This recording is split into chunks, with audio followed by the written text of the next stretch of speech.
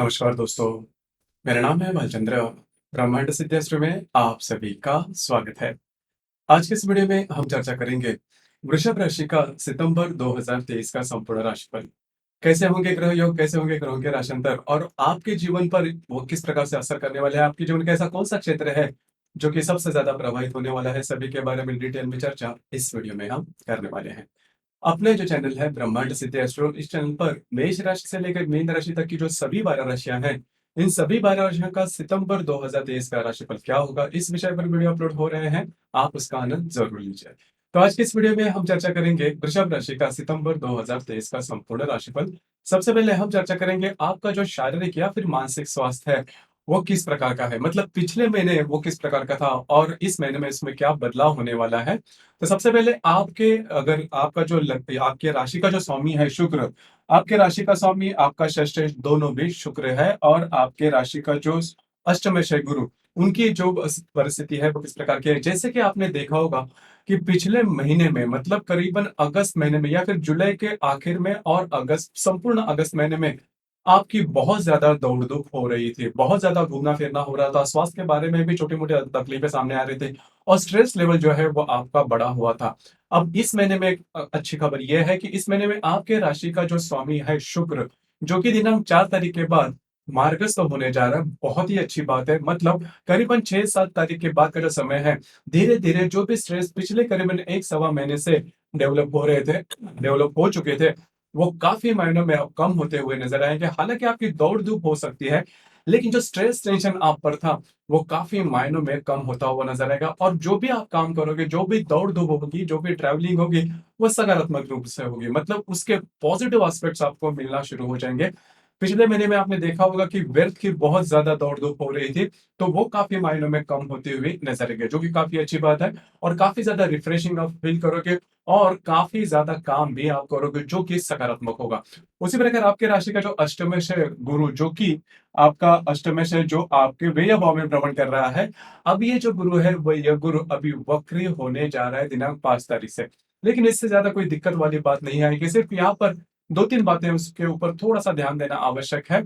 Out of the way जाके कोई काम नहीं करना और जल्दी जल्दी धन के पीछे नहीं दौड़ना, क्योंकि आपकी जो राशि है थोड़ी सी अधिभौतिक राशि है और पैसे के मामले में भी आप जो है बहुत ज्यादा सोचते, थोड़ी प्रैक्टिकल भी है, तो कभी कभार इस प्रकार की जो बातें हैं वो हो सकती है। तो इस महीने के, जैसे मैंने कहा कि जो गुरु है वो करीबन 5 तारीख के बाद वक्री होने जा रहा है, तो इस महीने में किसी भी प्रकार की ऐसी बातें नहीं करना, इजी मनी के पीछे बिल्कुल भी नहीं जाना। तो मोटे तौर पर अगर देखा जाए तो पिछले महीने की या फिर जुलाई महीने की अगर तुलना करें, तो ये जो महीना है स्ट्रेस से आप बाहर निकलोगे, थोड़ा बहुत दौड़ धूप हो जाएगी, घूमना फिरना हो जाएगा, लेकिन वो सकारात्मक होगा, जो कि काफी अच्छी बात होगी। अब हम चर्चा करेंगे आपका जो फाइनेंशियल स्टेटस है, आपका जो आर्थिक स्तर है वो किस प्रकार का होगा। जैसे कि आपके राशि का जो द्वितीयेश है या फिर जो धनेश आपका पंचमेश है, धनेश और जो पंचमेश है वो आपके पंचम भाव में भ्रमण कर रहा है, मार्गस्थ होने जा रहा है 6 तारीख को, काफी बढ़िया बात है ये। उसी प्रकार आपके राशि का जो अष्टमेश है गुरु, जैसे अभी मैंने कहा, जो कि आपके व्यय भाव में भ्रमण कर रहा है, उसी प्रकार आपके राशि का जो लाभेश है गुरु, वो भी आपके व्यय भाव में भ्रमण कर रहा है, 5 तारीख के बाद वक्री होने जा रहा है। अब यहाँ पर दो तीन बातें हैं, उसके ऊपर थोड़ा सा ध्यान देना आवश्यक है। जैसे कि आपके राशि का धनेश जो है बुध, जो कि आपके चतुर्थ भाव में भ्रमण कर रहा है, और दिनांक 6 तारीख के बाद ये जो बुध है वो मार्गस्थ होने जा रहा है। बहुत ही अच्छी बात है आपके लिए, खास करके आपने देखा होगा कि पिछले करीबन 1-1.5 महीने से आपकी जो इनकम है वो ठीक नहीं हो रही थी, मतलब जैसे आप चाहते हो, एक्सपेक्ट करते हो, उस प्रकार से नहीं हो रही थी। इन्वेस्टमेंट भी ठीक तरह से नहीं हो रही थी और खर्चे ज्यादा बढ़ रहे थे, खास करके आपकी जो फैमिली है उस पर आपके खर्चे जो है वो ज्यादा बढ़ रहे थे। वो काफी मायनों में अभी कम होते हुए नजर आएंगे, जो कि काफी अच्छी बात होगी। उसी प्रकार अगर आप शेयर मार्केट में ट्रेड करते हो, तो वहां पर भी जो भी आपने ट्रेड किए थे वो सही नहीं होते। हालांकि वैसे देखा जाए तो आपकी जो ट्रेड है वो गलत नहीं होते, क्योंकि आपको पता होता है कि किस तरह से जो बातें हैं वो की जानी चाहिए। लेकिन पिछले एक आध महीने से वो आपने एक्सपीरियंस किया होगा। लेकिन इस महीने के करीबन 7-8 तारीख के बाद का जो समय है वो काफी अच्छा होगा, जो भी आप ट्रेड करोगे उसमें कुछ अच्छी बातें भी सामने आ सकती है। तो कुल मिला के देखा जाए तो फाइनेंशियल स्टेटस के मामले में कोई बड़ी दिक्कत वाली प्रॉब्लम नहीं आएगी। अब यहाँ पर फिर से मैं वही बात कहूंगा कि इजी मनी के पीछे बिल्कुल भी नहीं जाना। अगर जाते हो तो उसमें पूरी तरह से फंस सकते हो, क्योंकि आपके राशि का अष्टमेश है वो आपके व्यय भाव में भ्रमण कर रहा है। इस महीने में किसी प्रकार का लोन वगैरह बिल्कुल नहीं लेना। कभी कभी लोन में आप फँस जाते हो, तो उसके ऊपर थोड़ा-सा ध्यान देना आवश्यक है। उसी प्रकार जो भी आप काम करते हो, वो तो पैसे मिलते रहेंगे और लाभ मिलते रहेंगे। लेकिन इस महीने में ये बहुत ही अच्छी बात है कि आप जो भी अर्न करोगे, उसकी इन्वेस्टमेंट हो जाएगी, कुछ बचत हो जाएगी। उसी प्रकार शेयर मार्केट में ट्रेड करते हो तो कुछ अच्छे लाभ वगैरह भी मिलते हुए नज़र आएँगे। अब हम चर्चा करेंगे घर का जो सुख है, घर का जो स्वास्थ्य है, वो किस प्रकार का होगा। जैसे कि आपके चतुर्थ भाव में जो बुध है वो मार्गस्थ हो चुका है, जैसे अभी हमने कहा। उसी प्रकार जो रवि आप ही के पंच जो चतुर्दश है वो चतुर्थ भाव में भ्रमण 16 तारीख के बाद ये आपके पंचम भाव में आ जाएगा 18 तारीख के बाद। तो ये जो बात है आपके लिए काफी इंपॉर्टेंट है, काफी महत्वपूर्ण और शुभ फलदायी भी साबित होगी। घर का जो मामला था वो मामला है जो काफी मायनों में नॉर्मल होता हुआ नजर आएगा। उसी प्रकार इस महीने में मतलब अगस्त के शुरुआत के 15-20 दिनों में कुछ अच्छी खरीदारी वगैरह हो सकती है घर के विषय में। तो ये जो बात है काफ़ी इम्पोर्टेंट होगी। उसी प्रकार वास्तु के मामले में या फिर घर के मामले में अगर कोई भी बात अगर आपको करनी है, नई वास्तु लेनी है या फिर रिनोवेशन करना है या फिर घर के बारे में कोई भी बात करनी है, तो इस महीने में आप कर सकते हो करीबन 15-20 तारीख तक, जो कि काफ़ी अच्छी बात होगी।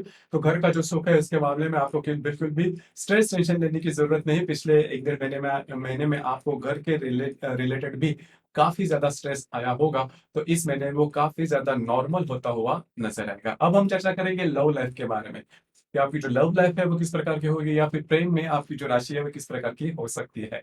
जैसे कि आपके राशि का जो पंचमेश है बुध आपके चतुर्थ भाव में भ्रमण कर रहा है और वो वक्री से मार्गस्थ होने जा रहा है 6 तारीख को।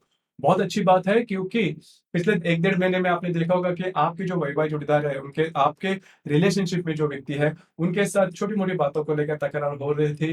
कभी-कभी ये बातें बहुत ज़्यादा एक्सट्रीम पर गई होगी, लेकिन अब ये जो बातें हैं काफ़ी ज़्यादा नॉर्मल होती हुई नज़र आएँगी। मतलब कि इस महीने के करीबन 7-8 तारीख के बाद का जो समय है, वो आपके लिए काफ़ी ज़्यादा शुभ फलदायी साबित होगा। मतलब अगर आप कंपेयर करते हो, तुलना करते हो पिछले महीने की अगस्त महीने की, तो ये जो बात है काफ़ी ज़्यादा नॉर्मलाइज़ हो जाएगी, स्ट्रेस काफ़ी कम होता हुआ नज़र आएगा। जो वृषभ राशि की गर्भवती महिला है, उनके लिए भी ये जो समय है, काफ़ी महत्वपूर्ण और शुभ फलदायी साबित होगा। जो विद्यार्थी वर्ग है, उनके लिए भी ये जो समय है, काफ़ी महत्वपूर्ण और शुभ फलदायी साबित होगा। तो कुल मिला के देखा जाए तो बुध आपका पंचमेश जो है, हालाँकि वो आपका धनेश भी है, पंचमेश भी है, जो कि आपके चतुर्थ भाव में भ्रमण कर रहा है और 5 तारीख के बाद मार्गस्थ होने जा रहा है। तो इन सभी बातों के लिए जो बुध का भ्रमण है, आपके लिए शुभ फलदायी साबित होगा। देखिए, मैं तुलना कर रहा हूँ पिछले महीने से। क्योंकि होता क्या है कि वैसे देखा जाए कई लोग ऐसे कह सकते हैं कि जो बातें हैं वो उनके एक्सपेक्टेशन के हिसाब से नहीं हो रही है। एक्सपेक्टेशन हमारी काफ़ी आगे की होती है और होनी भी चाहिए। लेकिन तुलना अगर करते हो अगस्त महीने से, तो ये जो महीना है आपको काफ़ी शुभ फलदायी आपके लिए हो सकता है रिलेशनशिप के मामले में। उसी प्रकार अगर आप विवाहित हो तो आपका जो सप्तम है जो कि आपका मंगल है, जो कि आपके षष्ठ भाव में भ्रमण कर रहा है। अब ये जो मंगल है वो षष्ठ भाव में ही रहेगा। अच्छी बात है, कोई बड़ी दिक्कत वाली बात आपको नहीं आएगी। सिर्फ आपके जो वैवाहिक जोड़ीदार हैं, उनके स्वास्थ्य के बारे में थोड़ा ध्यान देना होगा। स्वास्थ्य के बारे में बड़ी कोई तकलीफ नहीं आएगी, तो छोटे-मोटे प्रॉब्लम रहेंगे। मतलब इससे कोई बड़ी दिक्कत वाली बात कहीं या फिर बड़ी स्ट्रेस टेंशन वाली बात बिल्कुल भी दिखाई नहीं देगी, जो कि काफ़ी अच्छी बात होगी। तो ये जो मंगल का भ्रमण आपके पंचम भाव में भ्रमण हो रहा है, वो नॉर्मली देखा जाए वैसे अच्छा होगा। लेकिन यहाँ पर एक बात है कि आपके जो वैवाहिक जोड़ीदार है, उनके साथ छोटी-मोटी बातों को लेकर तकरार हो सकती है। लेकिन ये जो बात है, वो बहुत बड़ी नहीं होगी, मिसअंडरस्टैंडिंग वाली बात नहीं होगी, क्योंकि अग जब भी मिसअंडरस्टैंडिंग होती है किसी भी रिलेशनशिप में, तो जो प्रॉब्लम बातें हैं, वो कॉम्प्लिकेटेड होती हैं। अब ये जो मंगल जो भ्रमण करेगा या फिर मंगल की वजह से जो स्ट्रेस टेंशन आएँगे, वो ऊपरी-ऊपरी तौर पर होते हैं, उससे ज़्यादा कोई बड़ी प्रॉब्लम देखी नहीं जा सकती। अब हम चर्चा करेंगे कि आपका जो करियर है उसके बारे में, आपका जो करियर है वो कैसा होगा? जैसे कि आपका जो दशम भाव है, दशम भाव में जो शनि है, वो वक्री है। हालाँकि स्वयं की राशि में है, लेकिन वक्री है। इससे भी कोई ज़्यादा कुछ फ़र्क पड़ने वाला नहीं है। काम के बारे में जो भी आपका कार्यक्षेत्र है, उससे रिलेटेड कुछ अच्छी बातें हो सकती है, कुछ महत्वपूर्ण बातें हो सकती हैं। उससे रिलेटेड कुछ बड़े डिसीज़न आप ले सकते हो। कंटीन्यूअस काम या फिर कंटिन्यूटी, जो कि आपकी राशि का मूलभूत गुणधर्म है, कि आप में जो कंसिस्टेंसी है वो काफ़ी अच्छी पाई जाती है। तो आपका जो भी करियर का क्षेत्र है, उसमें ये जो बातें हैं वो आपके लिए शुभ फलदायी साबित होगी। तो कुल मिला के देखा जाए तो ये जो संपूर्ण महीना है वो आपके लिए काफ़ी ज़्यादा शुभ फलदायी साबित होगा। उसी प्रकार आपके तृतीय भाव का जो शुक्र है, जैसे मैंने कहा कि वो आपके जो भाई-बहन हैं उससे रिलेटेड भी आपने देखा होगा कि स्ट्रेस टेंशन थोड़े आए थे आप में और उनमें।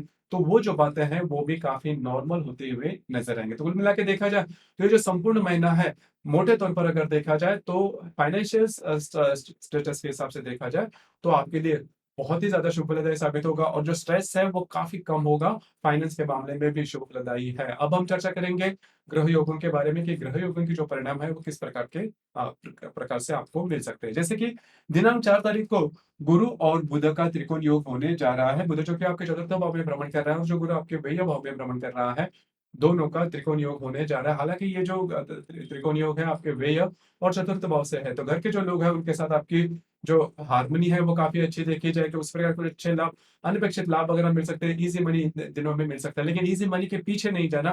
ईज़ी मनी वैसे मिलता है तो ठीक है, लेकिन खुद से अगर आप कोई ट्राई करते हो तो आप उसमें प्रॉब्लम में फँस सकते हो। तो ध्यान में रखें, क्योंकि जो गुरु है वो आगे जाके मार्गस्थ वक्री होने जा रहा है दिनांक 5 तारीख को।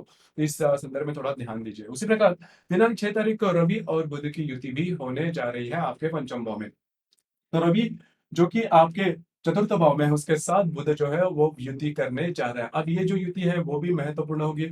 घर के जो लोग हैं उनके साथ जो बातें हैं वो काफ़ी ज़्यादा नॉर्मल हो सकते हैं, उनके साथ आपकी जो रिलेशनशिप है काफ़ी अच्छी हो सकती है। जो बात मैंने बात कही, तो कि घर के मामले में कुछ नई खरीदारी वगैरह हो सकती है या फिर घर के मामले में कुछ अच्छी बातें हो सकती हैं और घर के जो लोग हैं स्वास्थ्य के बारे में अगर पीड़ित हैं, तो उससे रिलेटेड भी कुछ अच्छी खबर आपको मिल सकती है। तो कुल मिला के देखा जाए तो रवि बुध की युति जो कि आपके चतुर्थ भाव में भ्रमण कर रही है या फिर होने जा रही है, दिनांक 6 तारीख को वो आपके लिए शुभ फलदायी साबित होगी। इसके बाद हम चर्चा करेंगे दिनांक 8 तारीख को रवि और गुरु का त्रिकोण योग भी होने जा रहा है। गुरु जो कि आपके व्यय भाव में भ्रमण कर रहा है, और जो रवि आपके चतुर्थ भाव में भ्रमण कर रहा है, दोनों का त्रिकोण योग होने जा रहा है। बहुत ही ज़्यादा शुभ फलदायी योग होगा।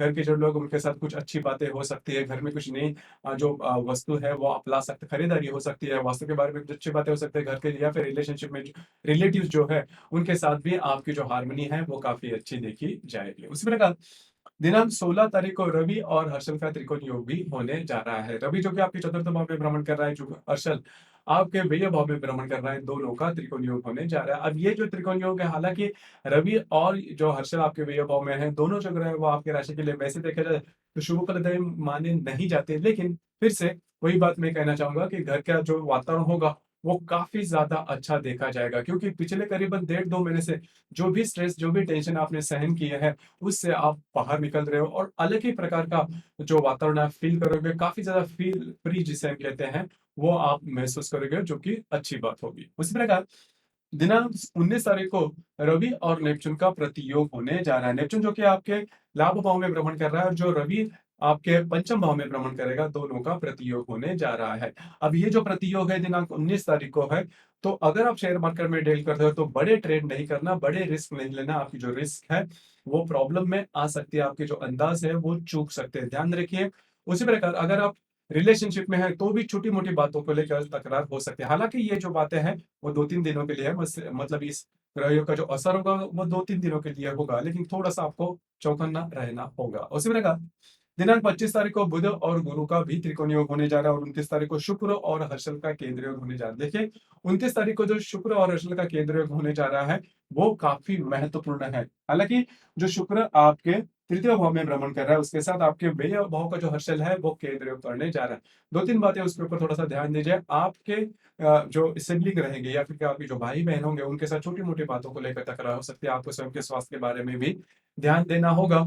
उसी प्रकार इस कालावधि में, मतलब दिनांक 29 तारीख को ये जो योग है वो होने जा रहा है, तो 28, 29 और 30 इन 3 दिनों में डॉक्यूमेंटेशन से रिलेटेड किसी भी प्रकार के महत्वपूर्ण काम बिल्कुल भी नहीं करना। आपके जो अंदाज है वो चूक सकते हैं। उसी प्रकार इस महीने की जो अमावस है वो 15 तारीख को है और जो पूर्णिमा है वो 29 तारीख को है।